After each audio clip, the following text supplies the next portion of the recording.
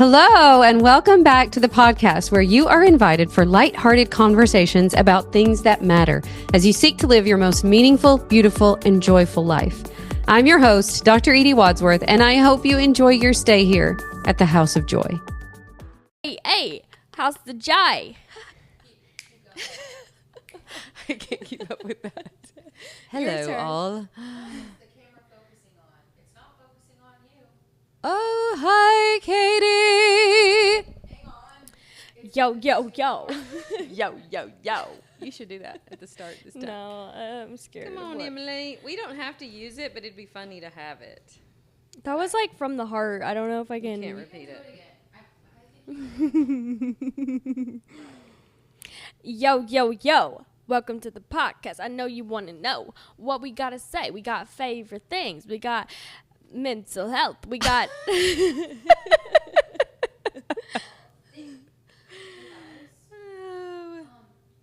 That was weird. It shocked me and then went black. And now it's back on. Okay. That gave me a fright. Okay, day. Okay. Well, only one side of these headphones are not working, so. It's fine. Whatever. Whatever. Okay, great. Can't anymore. All right, y'all are on air. Oh, it's on. Start whenever. Yeah. Okay, just 1 second. If you pull up a review to read too, Ooh, maybe on your phone. Should I start? Yes, you start. I'll get it. Okay. Hey everybody, welcome back to House of Joy. Welcome back. Sorry, I screamed in your ear, but Well, it could have been worse because she wanted to replace our intro music with her playing the tambourine. yes, I did. So Can we you're get welcome. a vote out there in podcast land? How many of our dear friends would love to see Miss Edie on tambourine to intro the show?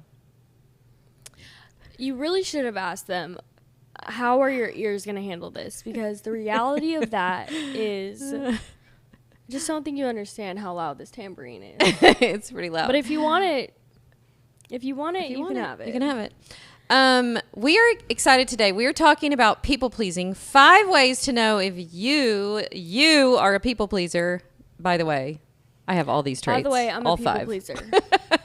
And I read a list of 10 things, and don't read a list of things like categorizing yourself as something because, yeah. I hit every single one. And the truth of the matter is, you guys, we all are people pleasers to a certain extent. We have moments when we do that. It's kind of a natural human thing. We want to belong. We want to feel part of the group. But we're going to talk about today how it gets in the way of genuine relationships and connections. And both of us are going to share some stories about how it has played out in our own lives. I am definitely, and I don't even love labels, to be honest. I think sometimes labels can keep us stuck in a pattern that we don't love. So I don't love labels, but for the purposes of discussion, we're going to talk about it today because I think lots of women my age and lots of women your age, Emmy, really struggle with this. And so, Yeah, whether you love labels or not, yeah. and whether you decide that you are something or not, Yeah. like people will tell you that you're something, or, it's so used regularly that whether or not you conform to that, like it is interesting to know what that means. Yes. How to look inwardly on yourself Yeah. and really see if you are living the best way for you that you possibly can. Because For I sure. found that, I have moved away from like labeling myself as a people pleaser as much because I do feel like I've gotten better. But it was helpful to like acknowledge these things that I do that maybe are like people pleaser things. Yeah.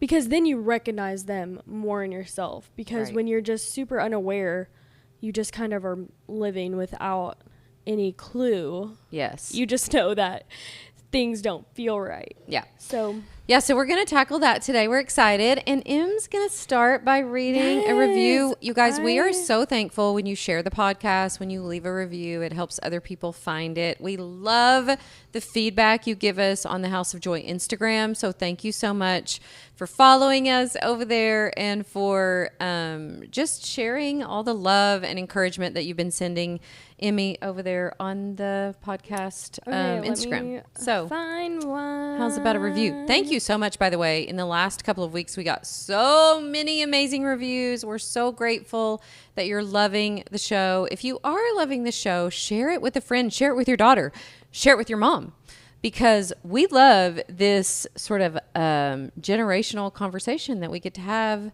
each week on the podcast. It has really been fun for us, and I think so fun for y'all too. So, this is a cute short one, but it's from C. Nordhoff. Maybe. I love the mom and daughter connection. It is such a fun way to learn. It is kind of like sitting with them. Aw, I love that. I love that too, because I think when we decided we were gonna, well, actually when I was convinced to do this podcast, I was like, I really only want to do this if it's super genuine and the people feel like they're just on the couch with us, like chatting, you know? And so I'm glad that you guys... Yeah, we kind of let you in on our chats. So today we're talking about people pleasing.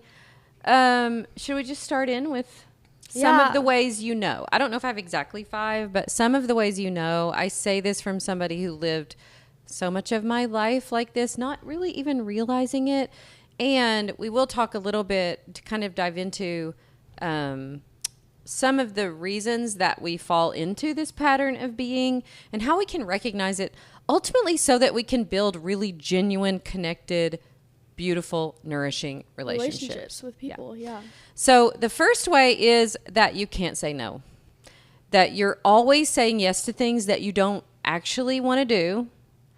And you often are resentful for the things that you said yes to that you don't actually want to do. You said yes to going to that one thing last week, and then it comes up, and you're like, wow. Why did I say yes Why to did I this? do that? Yeah. That's literally happened to me so much. So many times. And this is something that I'm always working on.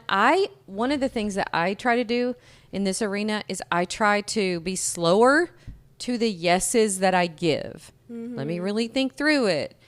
You know, because my sort of default is often, sure, I can do that. Sure, That's how I help and you with it's that. Mostly out of like an uncomfortable, like not knowing how to tell say no. Let me think on that. Even just being like, let me check, let me make sure, because I'll say yes to things even sometimes that I want to do without realizing I had said yes to something maybe I don't want to do. And so then I already have plans. I've said yes to 2 things. Mm-hmm. And there's one that I would probably rather do because I was people pleased into saying yes to the first option. Yes.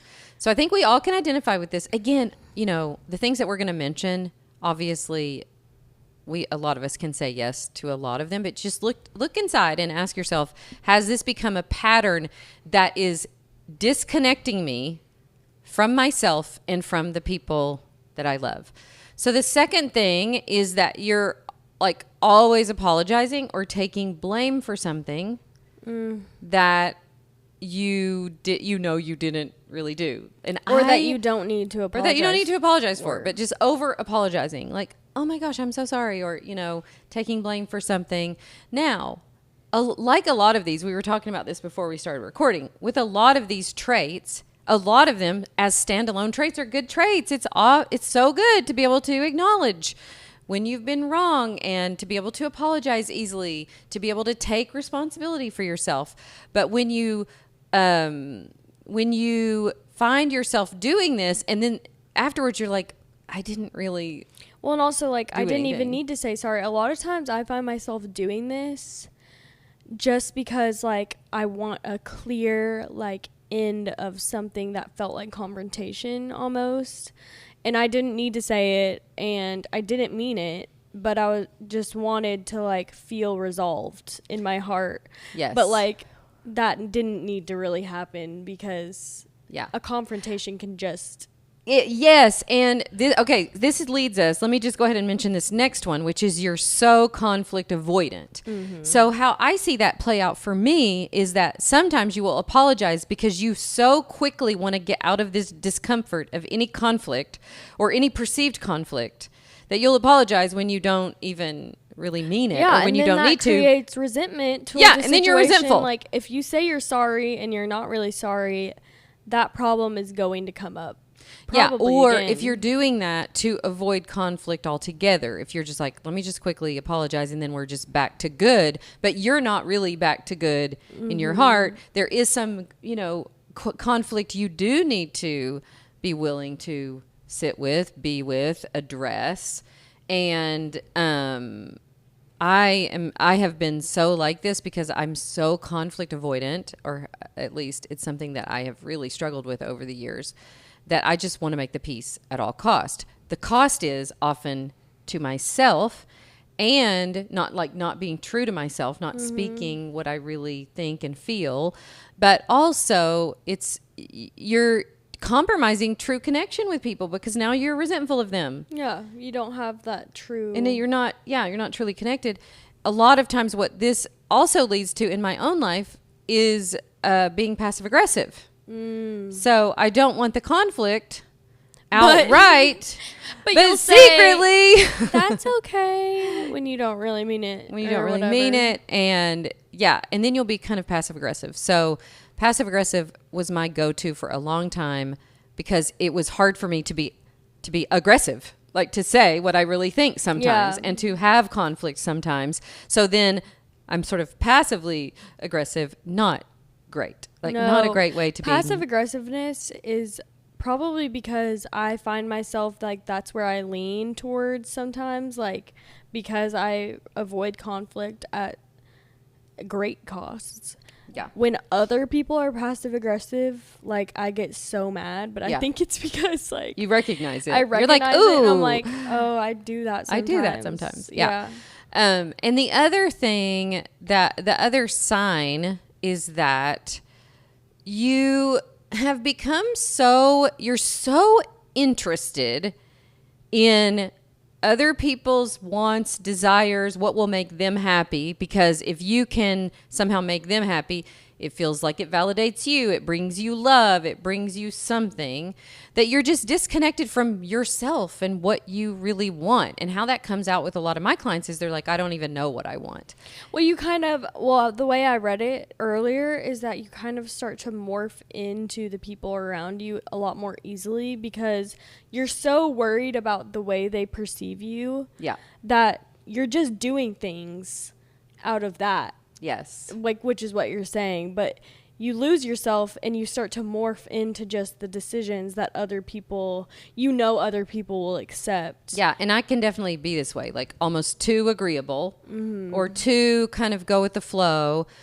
I was saying to Emmy earlier that a lot of times if I do not seek out political discussions very often, but I have political opinions. And sometimes if I'm in a situation where I have an opinion about it, but I'll feel a little bit insecure, like, have I thought this through on every side? Like, do I have a really informed, Sometimes I will be like, what if someone comes at me? Yeah. And so then you just I don't know. Don't say what you think, or you're not even willing to like entertain it because you're like, man, I should do some more research or I should be more informed. But I think in the back of that is also like, I want them to like me. I want them to approve of me. I don't want to have, a contrarian opinion. And of course, we were talking about this earlier where you can be all the way on the other side where you could care less what anybody thinks and you're perfectly willing to speak your mind and say what you think about everything.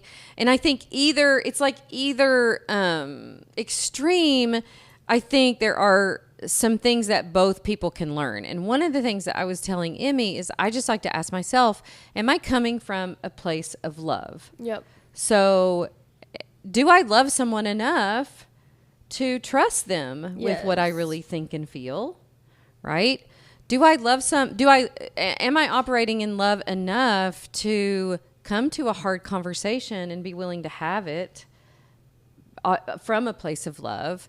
And do I love someone enough to have conflict, to really be able to say what I really want to do? And one of the things that comes to mind for me with this is that before I, like back when I gave up my job as a family doctor, I thought about so much what everybody else was going to think. What's my mom going to think? What's Stevie going to think? What's the people in mine or my friends going to think? What are my coworkers going to think? What are the other doctors going to think? Like, people are going to think this is so stupid to give something up like this after you've gone to school for so long and spent so much money and invested so much time.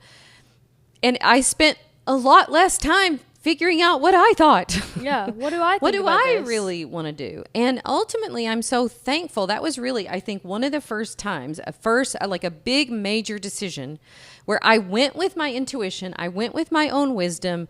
I knew I wanted to be home for a season with my kids. And I was able to finally make that decision and sort of shut out all the noise of what everybody else thought I should do. And it was like the first time that I was like, oh, like I didn't die from that. A lot of people had questions and didn't agree and, you know, had criticism of that. But I didn't die, and I was able to, you know, have hard conversations about it and ultimately do what I really wanted to do at the time. And I've had multiple things since then. Like when I wrote my book, it felt like that. It felt like, okay, I want to speak my truth. And there's going to be people who I think disagree. One thing that really catapulted me, like wanting to become aware of like times I was doing that, was just thinking about people who I feel like, and in my eyes, are super successful. Most of the time, people who are really successful, like you said, like you still had those thoughts, but you went with yourself and your gut and what you knew was best for you anyway. Yeah. And I think true success, like I think of Tanner almost, like when he was literally 12. I think back to when I was that age, like to go against the grain and to do things. I was such a people pleaser back then, I think, because I had a lot of insecurity about like homeschooling for some reason and like how we grew up. Yeah. But I think about like Tanner at that age and how he like, I mean, out of necessity did these things. Yeah. But imagine if he wouldn't have pursued what he wanted to do, right, because of what he thought other people would think of that. Yes. And if you haven't listened to that episode yet, that was that was last week's episode, and it was really, really powerful. Just what you're saying, like being able to say, no, this is really what I want to do. I mean, and you talked about this earlier today where you've still struggled a little bit with this, with taking this job. Oh yeah. Like I really am like so much better in terms of people pleasing, especially in the way of like having hard conversations and being truthful to me about what I think about something, even if that is not what I think other people will agree approve with of or or agree approve with. But still in the back of my head with this job, like I am scared that people think that I'm not doing a real job. And so I'll take little comments, or maybe even there's nothing said, and I like make that mean something for myself, because in the back of my head, I still want to have approval from people. And to be honest, I still have that. Yeah. And people and don't understand what I do. Like I saw somebody a couple of weeks ago, and you know how you can feel it when you don't. I'm past the point of like trying to over explain it to people or try to like make it seem real, right? Seem like, or you know, I get what you're saying. Like, seem like super serious. Yeah, and so somebody spoke about what I do, kind of in a diminishing way, like kind of what you're saying. If people make a comment, they might not even think that, but it was almost like, "Oh, your little thing you Oh, do yeah, from your home little, or that like- little thing, you Yeah. know, or whatever. And yeah, I think I have moved past trying to like whatever prove anything, but it's still moments like that make me go, oh, I still want people's approval. I still want, it's like what you're saying, you want them to approve of what you do, respect what you do, or whatever. And the truth of the matter is that's a job that only you can do. You're the Right. one who needs your approval. And so when I come back to that, I go, oh my gosh, I love what I do. Well, and also what has got you to where you are is trusting that you knew what Yes. you were supposed to do better than what you Perfect thought strangers. that other Yeah. And most of the time, honestly, I think for myself, I had to come to realize, like, I think that this person thinks that I should do something else, but maybe in their head they just don't understand it, or they might not be thinking that. Maybe they are like, you know, you don't know actually what people are thinking. Yeah. And I mean, of course, some people might flat out say negative things to you about Yeah. your job. But for me, a lot of the time, I was making these assumptions from nothing. And that serves me none. Yeah. Because then I don't pursue the things that I want to do. And I've really been practicing, like, being really proud of what I'm doing. I am Yes. proud, but like on the outside, like when people say stuff about it or when they ask, Yeah. like I don't allow to even have a second to be like shameful to myself. Yeah. It's easy because people want to, you know, when they see you doing something different, they do, you know, it is different. And it Yeah. is like, they want to know. It's intriguing or It's whatever. intriguing, Yeah. whatever. But it's really hard for me. And people pleasing just in my personality, like, and I was telling you earlier, and I've talked to my friends about this too, like, there are parts of my personality that I really, like, I'm proud of. And I think, like, there are certain aspects that maybe some people see as like weakness in a people pleaser. Yes. That I really am proud as and a- I see it as like, strength. Yeah. you know, there are some times where maybe I'm too much thinking about someone else's experience, but For sure, me too. I also want to be the But type I of wanna be person like that. that cares And- about other people. Yeah, but I think the difference there is because I'm exactly the same way. I love being the one to go the extra mile, to be super thoughtful, to care about what other people, how their experience is. I love that. What you have to be aware of is, are you doing it from love or are you doing it for approval, for whatever? Because if you're doing it for that, you're going to resent it. So the surefire way to know is, do you love the things that you're saying yes to, that you're doing for other people, or do you resent it? So here's the question I have, because I think it's easy when you're really deep in people pleasing. I think it's super easy to like tell yourself you're doing it out of love. Like, Okay. almost convince yourself like, This is a great question. You have to tune into your body. Your mind will trick you. Your mind will say, like, your mind will be there secretly going, we need their approval, we need to belong, we need their love, so let's do this, right? But you can feel the difference in your body.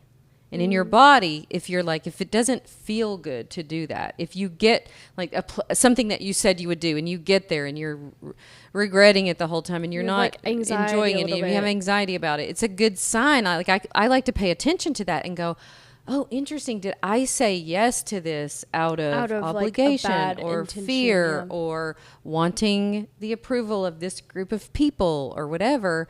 And you know by the way it feels in your body, and here's the crazy thing. If you're a people pleaser like I was for so long, you disconnect from your body because you're so into other people's feelings. Like, how is she perceiving me? How are they feeling? Like you're saying, there's part of that that can be great about your personality, but if it disconnects you from yourself, yeah. and you feel like, I don't even know what I want anymore, I'm so wrapped up in what everybody else wants me to do, or Yeah, it's making me think of, and I hate to bring this up so much, but it was such an integral part of, and especially when you think of it in terms of disconnecting yourself from your body, like really in high school when I started smoking weed, It's not funny, but it kind of is. Like, really, I feel like I did that out of, it was a people pleaser move, and that is not to blame anyone else. It's no one else's fault that I did that, but it's me caring more about what other people are doing and what I think I should be cool with. Yes. And I should, you know, it's not a big deal, and people are telling you that and whatever. And I lived in that way most of college, I would say, until like junior year. Mm-hmm. And when you live that way for so long, I mean, imagine being disconnected so much from what you really even want. I still feel like, I tell people all the time, I still feel like I'm still figuring out like what I really think about certain things and what Yes. I really want. Because you were so disconnected I from was it for so disconnected long. Me for too. so long. And I mean, the weed definitely played a part in that disconnection Yes. mind. Yes. But also because I lived my whole life, or not my whole life, but that part of my life so people pleasing, and especially smoking, like, then you really are so disconnected from yourself. Anything anyone tells you, you're like, well, I got to go with that because I don't know how to back myself up. I don't know how to give myself excuses, whatever. But yeah, it makes me think of that time, and it's so funny. I was talking to someone at dinner because he was asking me like when I came to my faith and stuff, just like basic questions like that, and I was like, I still feel like I'm coming figuring out what Yeah. I think, because for so long, like, I really was just fed by what other people thought. Right. You know? Yeah.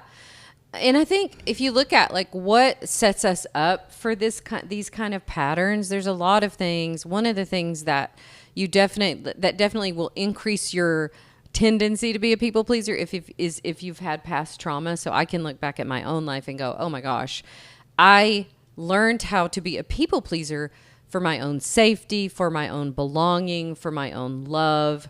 And I am thankful that I survived how I could survive. Yeah. It was a survival skill. Like, you needed it at the time. needed it at the time. And so, yeah, really being thankful for it. But also, even if you just like struggle with like you did with wanting approval of others and validation from others, fear of being rejected or left out of the crowd, that can drive, people pleasing. Or even for some people, it's just having a low self-esteem or like a low opinion of yourself where you don't value your own opinion and like what you really think of something. And so that can sort of drive this behavior of people pleasing. But at its core, it comes from a good place. We want to belong. We are wired for connection. We want to belong. We want to feel love. We want to be part of the community. And so it's no wonder that it's part of what we do to try to gain that, to try to be part of the community. We want to be accepted by others. We want to be part of the crowd. If you look at, hundreds of years ago, being part of a community was how people survived. So when you take a stand on something, or you are brave enough to share your opinion, or I think of myself over the years being willing to write a book, or, when I transitioned to natural health, people thought that was the craziest thing they had ever heard. Even when I started doing life coaching, people were like, okay, that's weird. I've never heard of that. People still say that. Like, what does that even mean? And when you do things that set you outside of what the mainstream thinks is okay, you have to be willing to be uncomfortable, to experience some rejection, to have some hard conversations. And that, I think, has really helped me over the last 10 years to not live as such a people pleaser, to be willing to, with my own life, say what I love and say, okay, this is how I feel about this. Okay, this is what I believe about this. And I feel like it's helped me cultivate just way more genuine relationships because I'm willing to let people get to know me. Yeah. I even remember like when I first started, I mean, you guys probably think I've always been like this, but the whole side of my life where, with my dad and the honky tonks and the country music, and it was just such a huge part of my life and who I am. And people would be like, it's so weird that she's like a Christian, but she loves this like whiskey, honky tonk music, you know, or whatever. But being willing to say, no, I love this kind of music. Yeah. Like I literally, this is what I love. I love line dancing. I love, you know, whatever. And I think that the more we can do that, the more genuine relationships we can cultivate, because we're not trying to hide parts of ourselves. We're like bringing our whole selves to the table. And I remember the weekend that you came home and like confessed all of this stuff, and I was just so proud of you. You think that if you do that, people are going to reject you. Mm-hmm. But what people really want to know is you. Yeah. And I do think, like, I was just thinking here while you were talking about this, but yeah, when I think back to the days that I was people pleasing, no one's fault that of my own, and like this was super hardcore that I was, but I don't. And I have a lot of love in my heart for all these people, but I didn't have super genuine friendships and relationships. Like, I don't really talk to a lot of people that I knew in high school, mostly because that wasn't who you really were. It wasn't really who I was. Yeah. And it has, you know, like, it does. I look back and I'm like, that's so sad that, like, you thought you had all this stuff, but in reality, like, you were so hiding from who you are. Yeah, you're so disconnected from yourself that you don't form true connections. Well, and it's like when I came out of it, I was like, oh my gosh, these are the greatest connections I've ever had in my life. But it makes sense that that wouldn't have come until I stopped having this, like, mindset of approval and appeasing other people. Yeah. But I was going to ask you, like, if someone watching this is like, okay, I knew that I was a people pleaser, but I'm definitely more aware of it now. Like, I do these small things. Like, what is the best way to start small, like, to try to change your outlook on that? Like, how do you stop people pleasing? I mean, I think, honestly, the first step is always awareness with compassion. So becoming aware of your patterns.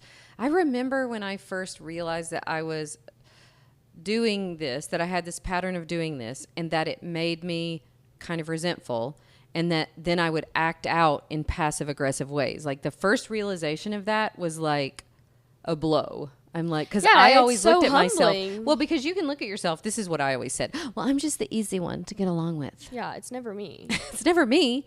And I mean, I realize what an arrogant thing to say, because no, you're not easy to get along with if you're going to harbor resentment and People be passive feel aggressive. that. Yeah. People know that you're doing that. Yeah. Yeah. And you're doing things to get other people to react to you in a certain way. And then when they don't, you're resentful because you're like, you're not even aware that you have a plan to get them to act in a certain way or to approve of you in a certain way or whatever. I like when you talk about it, when I went through certification program. Yeah. You talked about people pleasing as at the bottom line, like, you are manipulating a situation. Yeah, because you're pretending to want to do something that you don't want to do, or you're pretending to like someone or approve of something or someone that you don't. The person on the other side has no clue what you really feel what you really thought about that situation, that you really didn't want to go, when in reality, like, but then you're making them think that you do. Yeah. So then when you hold resentment, they are feeling the of repercussions that without knowing why. Right. And so you are manipulating people. I think about this, like, with, I talk about it all the time, but it's the easiest relationship for me to, like, see myself so much clearly. But, like, with Haddon, like, if I try to just say, I'm sorry, and don't say how I really feel, it comes up later. And that's not his fault. Like, maybe what he said or something, like, that confrontation, like, who knows if I might have been in the wrong, I might not have been. Doesn't matter. Like, if I'm not willing to put aside my, like, can't have confrontation, can't have conflict, it means everything's bad, then when it comes up later, which it will, in resentment or in, like, other ways, even if it's not outward, like that's not really fair to him. He had no clue. Yeah, Dad and I had this same kind of thing happen when I first started like doing my oils business and my coaching business and started traveling some. I would sometimes like want to go on like some kind of a trip or a business trip or something, not do it because you thought that he was going to be mad.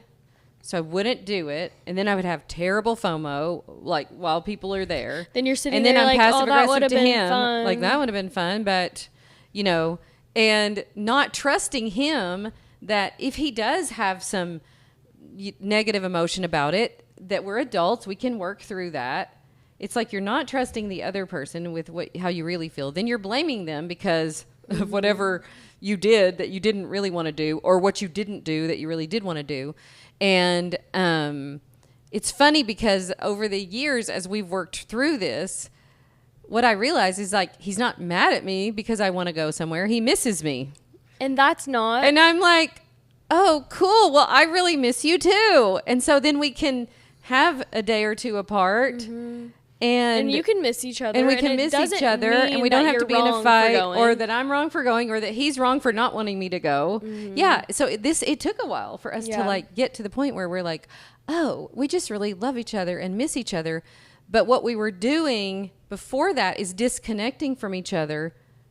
Not saying what you really think. Not saying what you really think. Both are upset because one person is projecting their feelings onto the other, and one person is like, I just missed you, like, sorry, you know, having their true feelings. He was being true. Yes. Like, I'm kind of, I don't want you to go. Yeah. Not because I'm trying to control Can I not you, but feel because like I miss you. Right. Yeah. Yeah, it is really tough. And it is like one of the hardest things that I've ever had to, and one of the most humbling, because you really do realize, like, as much as I want to try to blame it on someone else, that like what they did or what, you know, it's easier always to blame someone else, but at the end of the day, like, I am causing my way of thinking about these situations. Yeah, and we're often doing it to avoid negative emotion. So here's the deal. I really want to go. I don't go because I don't want to have this confrontation or this negative emotion that will likely come up if I bring it up. Like, hey, I want to go to this thing. And he's like, oh, darn. And I don't want to have any of that. So I say, well, I'm not going to go.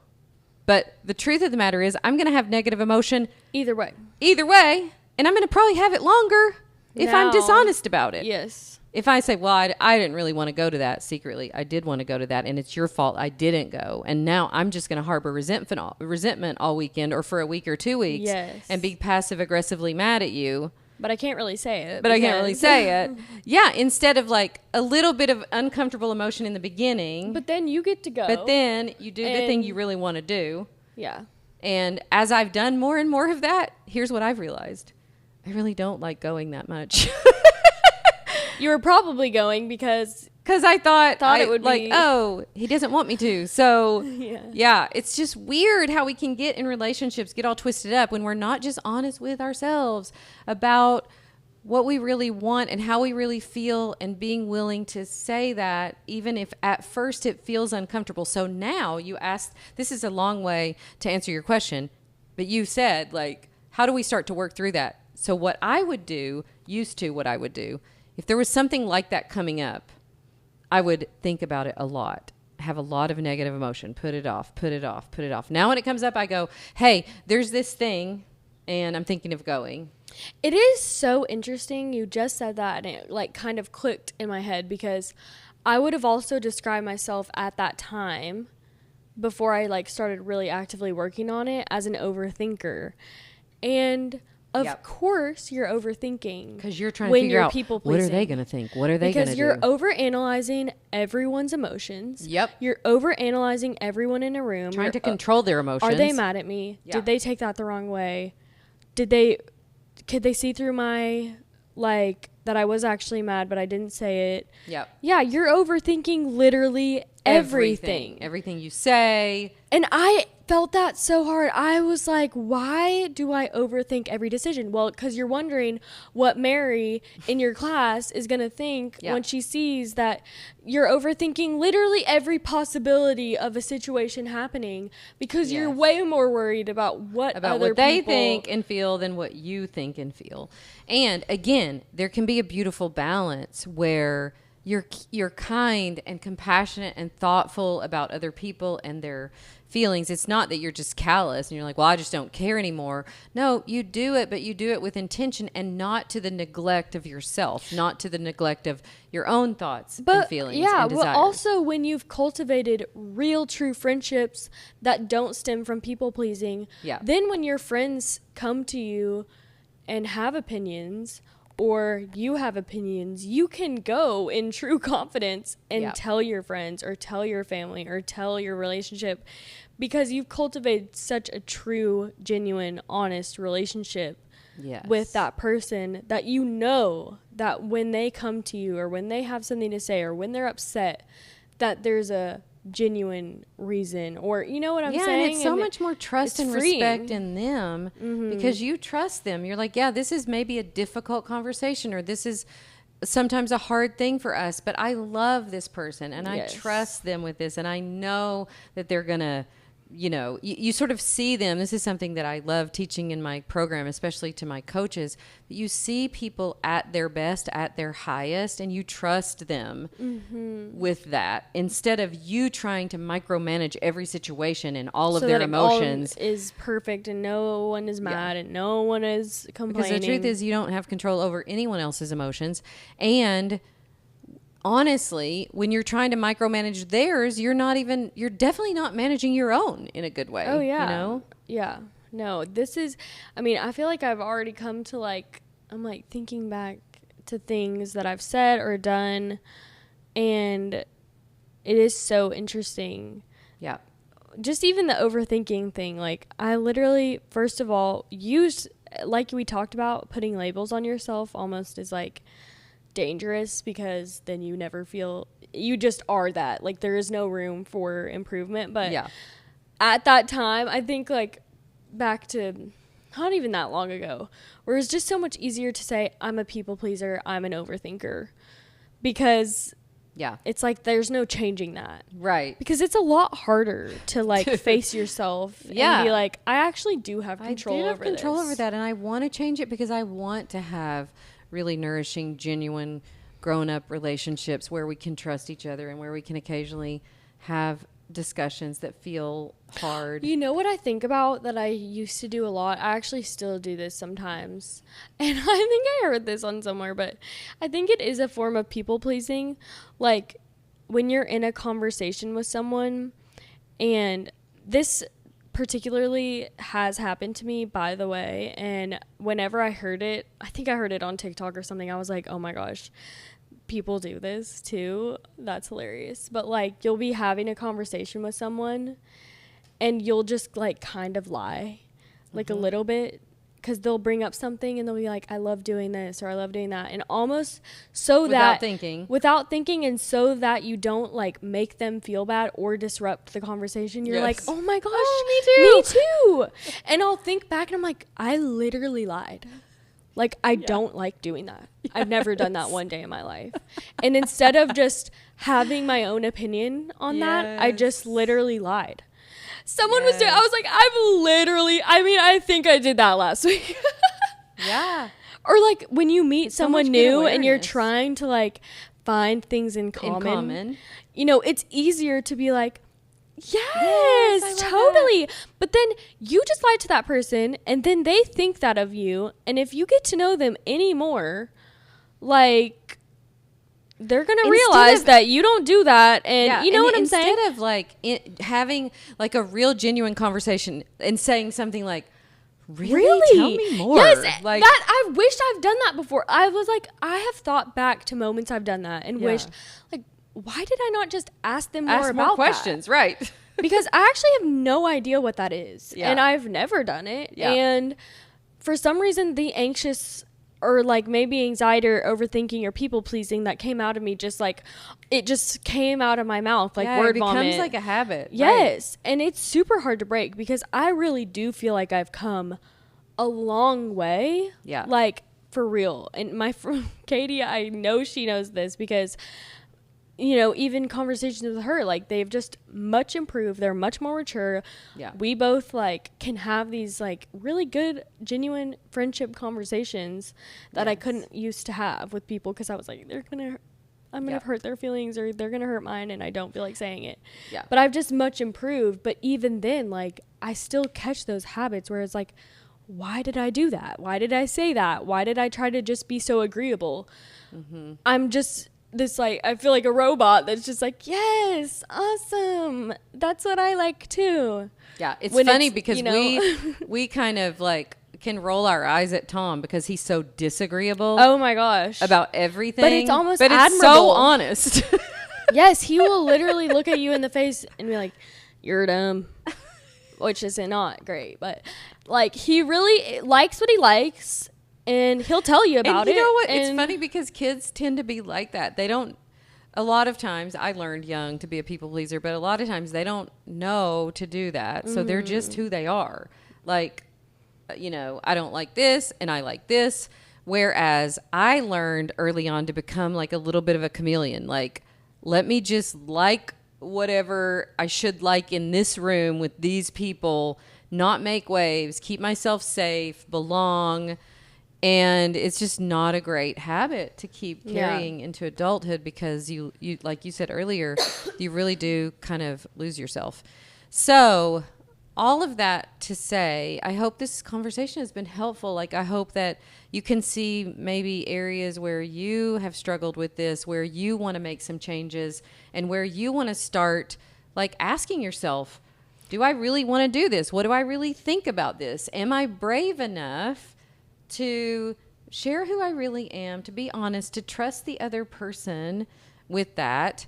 And we were talking about this. I mean, this is like a funny example, but we were at CrossFit today, and it was a really hard workout, y'all. Oh my gosh. I mean, I didn't sleep great, so I think that's part of the reason why it was tough horrible. for me. I slept 8 hours, and it was horrible. Tough. Yes. But I was telling Emmy that I love my coaches in there so much. So I can be like, say, at a certain time in my cycle, I can have not had a good night's sleep. I can look at my recovery score on my Oura ring and go, yeah, I need to take it easy today. But then I get in there with these people that I love and respect. Like, I want them to know I'm going to do good. And I want to perform or to do well for them or people please them in a weird way. Mm-hmm. And I'll like kill myself sometimes in the gym and be like, why did I do that? I knew that I shouldn't have done that. You know, can I respect myself enough to go, hey, I want to take it easy today for me. Yeah. And that has been a practice. Like even something that feels as dumb as that, I would totally just people please. And I thought of just a really funny, this is like also a funny example, but like sometimes if I'll like, you know, on those days that you just need a Chick-fil-A or you just need something. Yep. But I'm almost like so ashamed of my Chick-fil-A that I'll just make sure that I just throw it all away in the outside trash. Yes. So there's no evidence. And my friends have no clue. That's right. Think like, well why of me. do you I want care? you to think well of me instead of going, I really need a Chick-fil-A ate Chick-fil-A today. And maybe I had it yesterday. And maybe I had it last week too. Okay. You're like, okay, well, hold on, because that's a problem. Yes. But, like, that is people please. Like, at the end of the day, like, I want people to think I'm healthy. Yes. And I didn't break down and get Chick-fil-A today. Yes. It's We're so doing it all funny. the time. But I think having some awareness of it, also not beating ourselves up for it, and deciding on purpose, when we make a decision, can we have our own back? Yeah. In the decision we make, whether that's something drastic like changing your career or like what you had for lunch. Can you love and respect yourself enough? Yeah, you're the one who chose to do own it. Your like, decisions love your decision. and be like, I like my decision for today. Yeah. And here's why. And even I like my if you reasons. don't. And like, then even if I don't, I go, people can still see it. Like, people can still. Yeah. Yeah, even if I'm ashamed of my Chick-fil-A eating, like, that shouldn't stop me from being honest Right. with the people in my life. They don't care. Like, Right. I know it's like making a funny thing deep, but like at the end of the day, Yeah. like whether they knew or not, Right. they still think highly of you. Yeah, and they're if you don't like one of the other things that I think is just true is that then people have a relationship with a false version of you. Yes. With a version of you that they think is you, Mm-hmm. but isn't really. And yeah, it is like a weird form of manipulation. And it's something that I've really had to work on because it was so deep in me from childhood, from trauma. And it's just something that I continually have to. It's interesting you say that because we were talking one night. I can't even remember where or why, but, you know, I have this past version of myself that spans for a lot of years and went through a lot of people. And sometimes it can be kind of haunting to realize that people know you as who you were then. Yes. And might not ever know you now. And at some point, you just have to accept to be okay. that That people get to have their opinion of however I know they think that you were. I know who I am now. Yes. And I have to be okay yes. with this version of who they think I am. But that's true for anyone. Like, yes. people have their version of you in their head no matter what. Right. And you have to be okay with that, or else. I've even heard people say things like, "Oh my gosh, you've really changed," and I'm like, "Yeah, I really have. and I'm thankful and happy about that. But if they had a relationship with you when you were a certain way, it can be hard. It for can other be people. hard, and Yeah. it can be hard to accept about yourself that you might never get to like explain yourself to someone else, and Yep. that's okay. And that's like, okay. they don't need to know, Right. and it doesn't change anything about who you are now. Yes, that's so good, Em. I think that's a great place to end on. I think I do want to read a quote though. Oh my gosh, read us a I have quote. a really good quote. You're such a quote I'm master. a quote girl, but I think this one is interesting. This is a quote that I've read a couple of times at my live events that, hold on. Anyways, I'm going to read a quote by Marianne Williamson that I really love relating to this. It says, "Our deepest fear is not that we are inadequate. Our deepest fear is that we are powerful beyond measure. It's our light, not our darkness, that most frightens us. We ask ourselves, who am I to be brilliant, talented, fabulous? Actually, who are you not to be? You are a child of God. Your playing small does not serve the world. There's nothing enlightened about shrinking so that other people will not feel insecure around you. We are all meant to shine as children do. We were born to make manifest the glory of God that is within us.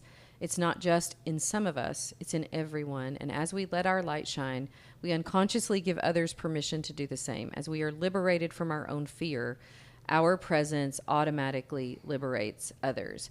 What I like about that is I think a lot of times, at least for me, it has been true, that I try to manage, like, not be so much, to make myself smaller, to like how I would normally like to react with people, which is usually a little outrageous. Yeah. How I naturally would be in relationship or in the world, I have often tried to make that more acceptable, a little smaller, a little more mainstream, a little more like other, women would.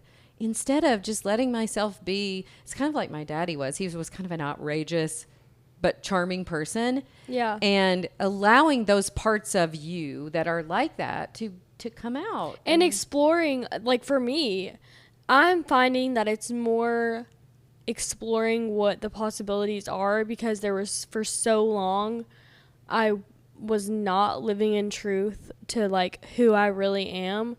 And it takes a while to like come back to that after you've like lived in a way that you've been like pushing that down, cover that up, make sure people see you in a certain way. Yes. So it can really take a while to like get to that place. Yeah. And be patient with yourself as you start to have these realizations. Just be patient. I always like to say, I can see why I've done that for so long. That's been a really protective mechanism for me. But just more and more, I want to just be able to be who I am and not try to micromanage people's opinion of me or what they think I should do or whatever. And also at the same time, cultivating really loving mutual relationships with the people that do matter most. I do care what the people who are closest to me think. And I want their input. And I want to be sensitive to that and tender to that. But at the same time, I don't want to betray myself in the process. So yeah, this is like a small tidbit, but in Bible study this Sunday, it was a story in Philippians about I don't know what his name was, honestly. Epaphram or something like that. Epaphrodite or something. Yeah. I don't remember. But anyway, it was about like bold living and living for what you believe is truth and living boldly. In a bold way. And imagine, and he listed all these people that like, imagine if they hadn't lived in their bold way, like Paul. Yes. Imagine if he didn't,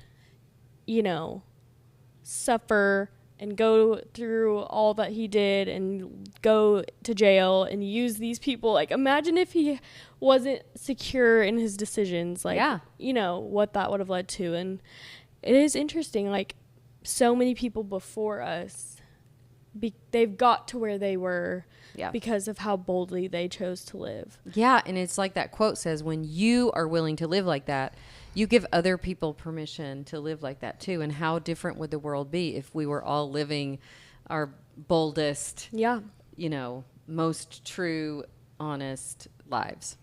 So, anyways. Wait, we need to do our favorite things. Oh, favorite things.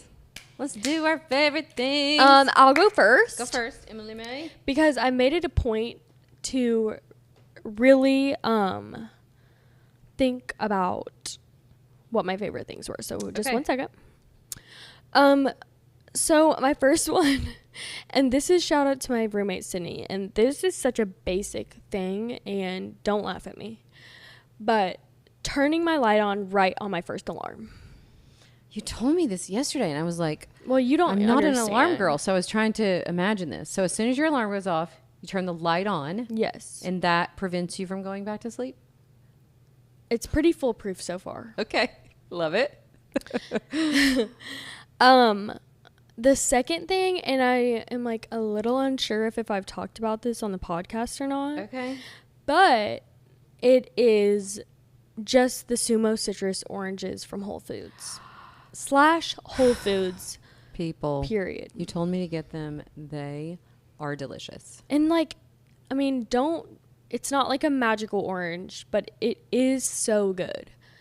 And they're all, you know how when you get a bag of cuties or like, tangerines, like sometimes one of them isn't so good. Yes. It's a little sour. Yes. I have yet to have a Sumo citrus orange that wasn't delicious. Like, I feel like every single one of them is good. And I like consistency. I appreciate consistency. I appreciate that. And then third is my new running shoes. By the way, we have the same running shoes. And half of the reason that they're my favorite is because we are twinning. We're twinning. Twins unite. Twin. Where have you been? Anyway. That was a funny meme. Okay. I'm going to give you 3 favorite things. Number 1, which I have not gotten delivered yet. I know it's going to be my favorite thing. Wow. I know it's going to 1,000% improve my pickleball game. I just ordered a pickleball skirt. Oh my gosh. Can we stop talking about pickleball? Never. We never will. We never will. I could honestly, I thought about making pickleball something around it one of my favorite things, and I was like, I had to because I'm getting a skirt. No, I think that's really realistic, but I was thinking of just going on and on about it again, about how much I love pickleball because it's the best. Yeah. So I ordered that. I can't wait to get it in. We are playing this coming Friday because you're coming in, you and Haddon are coming in for Easter, and we're going to meet at Taylor's house with the babies. Mm-hmm. And I'm hoping to have my skirt debut by then. I mean, we have to hope. I mean, gosh. Also, she got in the mail these like tiny little white biker shorts, and we were like, okay, what's that for? She's like, well, just in case my skirt doesn't have shorts attached. Do you think it will for sure? I mean, I actually don't want to say that it will for sure, but most like athletic skirts have shorts attached. Here's what I feel like, you guys. You're going to make fun of it. It's fine. Here's what I'm saying. When I was in high school, I was a cheerleader, and we had the skirt looked very similar to the pickleball skirt I just ordered. We had the bloomers underneath. I feel like it's going to just bring me back to the glory days. It's going to light a fire. Mom doesn't act like she doesn't already have a fire lit when she's playing pickleball. She sure does. She doesn't care about your family ties. She doesn't care about anything for that matter. She doesn't care if you're on a team with a newbie. She will be totally destroying you on the court. So we'll see how the skirt fares for my... We'll let you know next We'll let time. you know next time. Number 2, you girls are both going to agree with this. Katie over on the production side of this podcast and Emily right here. Reed's ginger beer. Oh. Reed's ginger beer. Mm-hmm. Okay, so you might say a ginger beer is a ginger beer. Like there is no, good or bad. This is not It's true. just ginger beer. We were introduced to ginger beer when we were at Lake Tahoe. Well, I wouldn't say that we were introduced to ginger beer at Lake Tahoe. To Reed's ginger beer in Lake Tahoe, where we might have had a little Moscow Mule or two. Now we're having them, since we're not on vacation, we're having them mocktail style with a little sparkling. It is just as water good. and I'll it's say just that. as good. It was so good with dinner last night. Isn't it the spiciest? Like, it's the spiciest drink. It's so good. So if you haven't tried this brand of ginger beer, you will love it. So worth it. It's kind of a treat. You got to It's a get little the bit of a extra treat. ginger kind. Is that what we have? Yes. Oh, okay. Get the extra ginger kind because it's super spicy. Yes. So there's that. Do I have a third? Oh, okay. I've been going down a rabbit hole lately of earning points, rewards points on credit cards. Now, I want to tell you right now, Katie just lost it. There is literally no telling what's going to come out of your mouth at any point. Go ahead. Okay.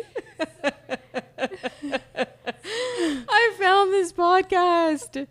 You guys, I take such deep dives sometimes. I don't even own a credit card. Like, you don't pass this wisdom down. Well, do I need I it? just am learning this. And so, here's what People happened. are like, what? Here's what happened. Steve and I went through this thing in our financial life where we were like Dave Ramsey, getting rid of all of our credit cards, like no debt, paid off our house, which great. That's great. But we almost got, I think, to this point where I wouldn't say and there's nothing wrong with being frugal, but almost to the point where I'm like, okay, you can be too much that way. Yeah, Like it's we not that literally, for serious. 10 years, I don't think had a credit card. Okay, I have a question. Yeah. See, I knew this How- was going to interest you more than you thought. How do you build credit without a credit card? Well, here's what I'm trying to say. So I was listening to this podcast, and now I can't remember the name of it, but I should try to find it. All about this, like earning points, because in my business, we spend money for Facebook ads, and she teaches you how to basically put that ad spend on a certain credit card where you'll earn a You bunch get of points, like a bunch of points for it. Yeah. And I had gotten for my business about a year or two ago, like, it's an Amex Platinum card. Yeah. And then I learned, if you get the Amex Gold card, you can earn way more points when on your, Facebook advertising or whatever. So I got that card. So I started to dabble in it before I found this podcast. But what I realized, she has a podcast on the whole credit thing. And I didn't realize that if you don't have credit cards, you don't build credit. So that's we crazy. have good credit, but what I'm saying is, But how do you have good credit? well, I don't think it's... This is like a genuine question. I've think- actually wondered this. Here's what I've learned. You have to get some credit cards. And so for 10 years, we had none. Or I don't think we had So any. how did you have good credit? Well, because we always paid our bills on time and stuff like that. So we had no reason to have bad credit. But if you want to keep building it up and building it up, apparently having credit cards with low balance or no balance is really good. It is. I've literally been told that. I was confused. Now guess who opened? I just opened another credit points what card. kind of points? Like, what do they? I earn on this Amex Gold card. I earn 4 times the points for every dollar I spend. But what can you use the points for? You can travel with them. So, Amex has a thing on their website where you can go book your flights, book first class, book hotels or whatever. And so, and Dad goes, I was trying to tell Dad about this weekend. And he goes, it just sounds like couponing. And I'm like, okay, maybe, but we need to talk about couponing in the next podcast. I have so many thoughts. I used to do that as well. I'm not a fan of couponing because I just feel like, okay. She had like the books. I had a couponing book. So Dad is like, oh, don't get started in something like that. It feels like couponing days. And I'm like, I don't think it's that, because literally, don't go back. Because literally, I now have almost 3 million points on my Amex card. Sorry, this is such a off point, but like, how humiliating to hold up a line so that they can scan 200 coupons. See, and I also don't want to be the guy at a hotel arguing over rewards points either. I think that's what Dad is. You're turning into Am I going to turn into that? You're going to look back on this in years and be like, okay, here's what we need you to tell us, podcast friends. Is the whole rewards thing a lot like couponing? Tell me the truth. I feel like this feels less like that. I feel like this makes sense. And I feel like I've heard this from other people. Like, there is this traveling couple on YouTube. Okay. And they're all about their credit cards. Like, they have multiple credit cards. I now have 3, y'all. I didn't have any for years. And they travel with them.